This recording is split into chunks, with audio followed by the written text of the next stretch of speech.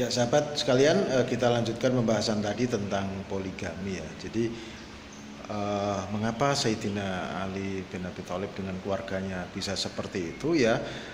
Karena biasanya gitu, generasi perintis itu relatif lebih bisa bersahaja. Ini kemarin kita membahas tentang generasi perintis ini. Jadi Anda amati ini gambar panah ini ya, gambar panah ke atas dan ke bawah lah. Ini pas panah ke atas ini adalah gambaran generasi perintis ya, pas panah ke bawah. Nah, itu adalah gambaran negara dalam keadaan turun ya. Jadi ada keadaan ketika negara baru berdiri atau ada keadaan ketika negara suasananya turun. Kalau negara di awal-awal berdiri itu biasanya generasi perintis ya. Nah, kalau di masa turun itu biasanya generasi penikmat gitu ya. Nah, di generasi perintis itu biasanya orangnya relatif hati-hati, bersahaja, apalagi ini generasi perintis peradaban Islam gitu. Nah, walaupun poligami itu suasananya juga tidak neko-neko. Jadi punya istri lebih dari satu jangan diasumsikan berarti hidupnya neko-neko, enggak gitu juga, enggak bisa dikatakan begitu ya. Jadi kalau kita lihat kehidupan Sayyidina Ali bin Abi Thalib tadi, suasana relatif bersahaja gitu ya. Jadi seleranya seperti selera, ya kira-kira seleranya orang-orang yang poligami di generasi awal itu seperti selera Nabi Ibrahim, cari istri ya sebagaimana Siti Hajar yang solehah, yang ikhlas, yang diajak hidup harmonis itu gampang. Apalagi ini bukan sekedar harmonis tapi harmonis pengabdian pada Allah Subhanahu wa taala. Ya. Jadi suasananya seperti itu ya. Nanti kalau udah punya istri duluan, nah kira-kira nanti bisa akur enggak dengan istri sebelumnya. Itu ya, hal semacam itu perlu dipikirkan juga gitu. Nah, contoh lain adalah pelopor ya Bani Abbasiyah yang namanya adalah Muhammad bin Ali ya. Muhammad bin Ali. Nah, beliau adalah ayah dari Khalifah Abbasiyah pertama, yaitu Abdullah bin Muhammad. Nah, itu. Atau yang kemudian dikenal dengan Abdul Abbas As-Saffah. Lah, Muhammad bin Ali ini punya 3 anak laki-laki yang berbeda ibu ya, tetapi ketiganya bahu-membahu yang akhirnya sanggup mendirikan khilafah Abbasiyah gitu. Nah, mereka hidupnya bersahaja ya, ayah dan anak-anak ini hidupnya bersahaja ya, di sebuah kota yang menjadi tempat persinggahan dari berbagai kota gitu. Nah, mereka hidupnya bersahaja ya, rukun, dan akhirnya anak pertamanya meninggal di masa akhir Bani Umayyah, yaitu Ibrahim bin Muhammad. Kemudian adiknya Abdullah bin Muhammad ya, mendirikan khilafah Abbasiyah. Kemudian setelah dia meninggal digantikan oleh adiknya yang lain, Abdullah bin Muhammad juga, tetapi gelarnya Abu Ja'far Al-Mansur. Kalau yang tadi adalah Abdullah bin Muhammad tapi gelarnya Abdul Abbas As-Saffah. Nah gitu. Jadi ya hidupnya relatif bersahaja, berbeda jauh dengan Bani Umayyah saat itu yang akhirnya runtuh gitu ya. Ya, orangnya hidup bermewah-mewah gitu ya. Itu yang akhirnya terjadi perselisihan antara saudara sepupu, yaitu keturunan Yazid dan keturunan Walid, yang akhirnya hancur dan terjadi ya, tidak dapat legitimasi dari umat lagi, dan umat mendukung Bani Abbasiyah seperti itu. Nah, beda ya dengan poligami di masa generasi penikmat ini, biasanya ya cenderung poligami bubrah, bukan poligami berkah gitu ya. Sebagaimana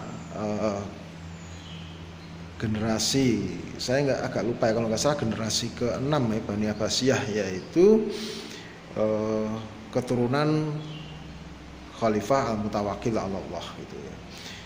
Nah, ini beda ibu. Nah, grup-grupan gitu ya.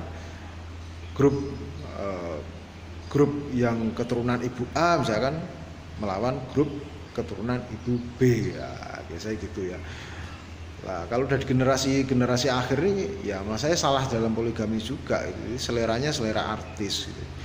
Ya, kalau modelnya seperti ini kan biasanya satu dikasih rumah bagus, satunya juga menuntut rumah bagus. Akhirnya malah bertanding dalam urusan materi ya. Itu akhirnya anaknya grup-grupan. Kadang-kadang bisa jadi antara dua pihak ya, keturunan ibu A dan keturunan ibu B bisa jadi rukun, tapi karena negara jaya hidupnya dalam suasana yang serba gampang, penuh kemewahan, nah, masing-masing punya pendukung, walaupun pendukungnya bentrok, masing-masing pendukung memprovokasi memprovokasi tuan-tuannya. Akhirnya ibunya tidak rukun lagi, anaknya juga tidak rukun, nah seperti itu ya. Nah, ini kadang-kadang yang terjadi poligami di generasi penikmat seperti itu. Sahabat sekalian, hal lain ya, poligami di generasi perintis itu kadang pertimbangannya nggak mesti pribadi, pertimbangannya kadang-kadang malah negara atau bahkan agama. Ya, jadi Sultan Utsmani itu mengumpulkan para pimpinan atau sultan-sultan yang kekuasaannya lebih kecil atau para kepala suku untuk dihimpun dalam kesatuan Utsmani. Dengan cara apa? Dengan cara hubungan perbesanan atau hubungan pernikahan. Bisa jadi dari keluarga Sultan Utsmani yang laki-laki menikahi anak-anak kepala suku atau sebaliknya. Nah, seperti itu yang akhirnya menjadikan khilafah Utsmani ini besar. Itu daripada peperangan mending pernikahan itu ya. Nah, ketika seorang menikahi seorang wanita bukan hanya kasih sayang pada wanita itu, tapi juga kasih sayang pada warga daerahnya itu ya. Jadi bersikap mesra pada satu orang istri, wah, ternyata itu adalah menyelamatkan ratusan ribu nyawa ya, kira-kira seperti itu.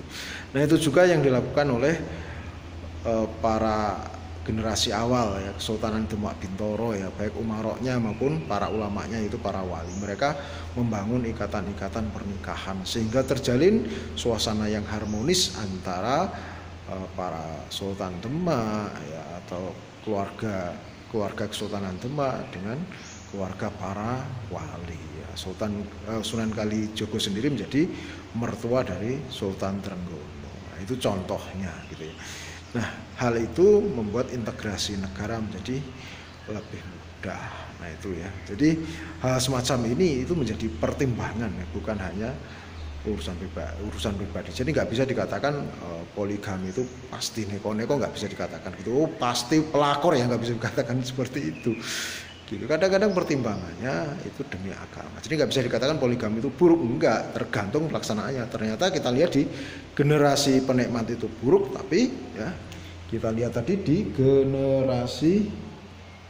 generasi perintis ini ternyata ya, baik. Nah itu ya. Jadi hasilnya ternyata semacam itu. Allah sendiri ya menjaga visi hidup Islam, visi hidup Muslim dengan apa yang ya firmankan di dalam surat Al-Adiyat, wal adiyati dhabaha, demi kuda yang berlari kencang. Nah itu kuda berlari kencang itu demi kuda perang yang berlari kencang.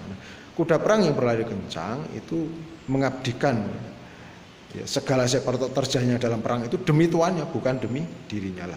Seorang muslim bersikap pun demi siapa? Ya demi tuannya, demi Tuhannya, ya demi Allah Subhanahu wa taala. Nah, seperti itu. Nah, sementara Allah menjaga supaya kita tidak terlena dengan surat At-Takasur, Al-Hakumut Takasur ya. Telah bermegah-megahan, telah melupakan engkau. Nah, seperti itu ya. Dari kita dijaga dengan surat Al-Adiyat dan kita diperintahkan untuk menghindari segala hal yang tercela dengan surat At-Takasur ya. Nah, apapun yang melewati batas, entah itu harta, tahta, wanita, itu akan menaklukkan kita. Tetapi kalau tidak melewati batas ya, itu bisa menjadi apa yang membantu kita di dalam pengabdian kepada Allah Subhanahu wa taala. Sahabat, demikian yang bisa saya sampaikan terkait dengan poligami yang berkah dan poligami yang kubrah. Semoga bermanfaat. Mohon maaf kalau ada kekhilafan. Wassalamualaikum warahmatullahi wabarakatuh.